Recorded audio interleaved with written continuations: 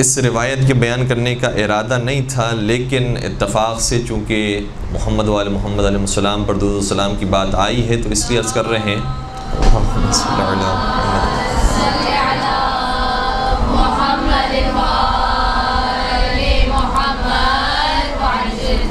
کہ 8ویں سرکار نے بھی ایک مقام پر، ورنہ تقریباً ہر امام کے ساتھ اس طرح کے واقعات پیش آئے ہیں کہ جب کم ظرفوں نے امام کی امامت پر شک کیا اور یہ ظاہر کرنے کی کوشش کی کہ آپ کا مقام مرتبہ کیا ہے، ہمیں تو اندازہ یہ ہوتا ہے کہ آپ بھی ہم جیسے معمولی انسان ہیں، تو اس وقت ائمہ علیہ السلام نے بیان فرمایا ہے، جن میں امام رضا علیہ السلام بھی ہیں،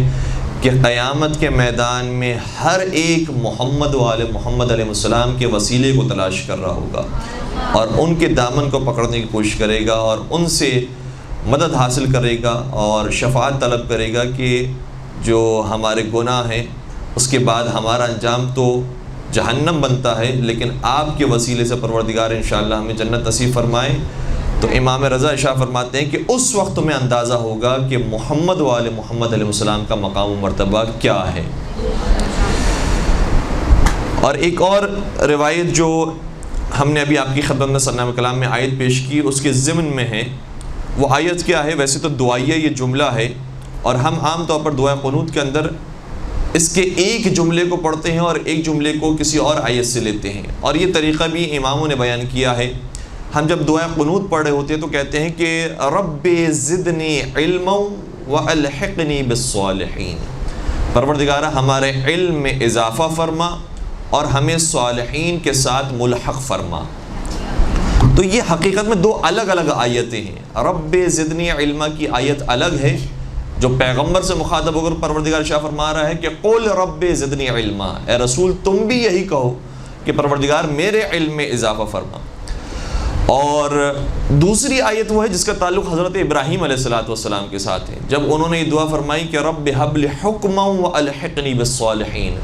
تو وہاں پر جملہ حکمن کا ہے، رب حب لی حکمن، پروردگارہ مجھے حکومت عطا فرما۔ بعض علماء نے اس کا یہ ترجمہ کیا ہے، بعض مترجمین نے اس کا ترجمہ کیا ہے کہ رب حب لی حکمن کا مطلب ہے کہ پروردگار مجھے حکمت عطا فرما۔ تو چونکہ حکمت اور حکومت دونوں کے روٹ ورڈ ایک ہی ہیں،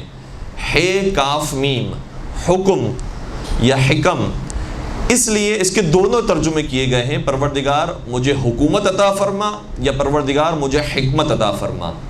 اور پھر اس کا جو دوسرا جملہ ہے وہ ہمارے دعائے قنوت کی زینت بنتا ہے، وہ الحقنی بالصالحین، اور میرا شمار صالحین میں فرما۔ تو ایک شخص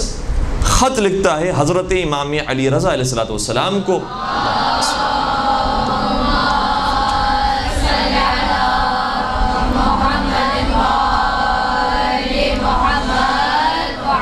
اور سوال کرتا ہے کہ فرزند رسول بیان کیجئے کہ حضرت ابراہیم یہ دعا فرما رہے ہیں کہ پروردگار مجھے حکمت یا حکومت عطا فرما اور مجھے صالحین کے ساتھ ملحق فرما۔ اس کا مطلب یہ ہوا کہ صالحین کا مقام مرتبہ کوئی کم تو نہیں ہے کہ خود ابراہیم خلیل خدا یہ تمنا کر رہے ہیں کہ مجھے صالحین کے ساتھ ملحق فرما۔ تو اے فرزند رسول آپ اس آیت کی تفسیر بیان کیجئے کہ صالحین سے مراد کون ہے؟ تو امام علی رضا علیہ السلام نے صرف یہ جواب نہیں دیا کہ صالحین سے مراد ہم ہیں، بلکہ فرمایا یا عاجز من تراہم نحنہم، فرمایا کہ اے عاجز انسان، یا یہ کہنا چاہیے کہ اے نادان انسان، من تراہم تمہارا کیا خیال ہے کہ وہ کون لوگ ہیں؟ فرمایا نحنہم، ہم اہل بیت وہ ہیں کہ جو صالحین ہیں۔ درود پڑھ دیجئے محمد والے۔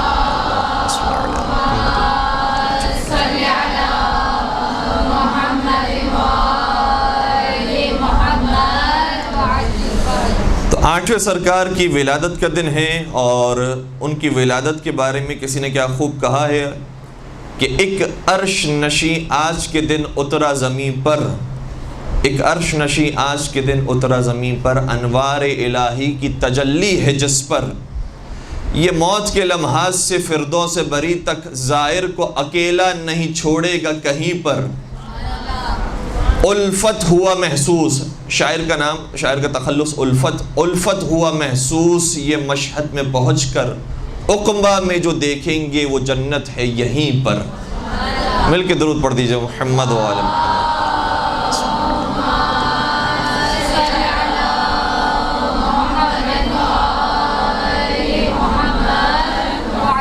انشاءاللہ پروردگار ہم سب کو مشہد مقدس کی زیارت نصیب فرمائے۔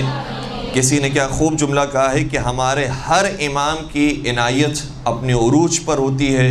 ہمارا ہر امام کریم ہے، ہمارا ہر امام سخی ہے، لیکن ہم بہت سے ایسے ائمہ کے روزے پر جاتے ہیں کہ جن کے روزے صحیح طرح سے تعمیر نہیں ہوئے، بالخصوص جنت البقیع،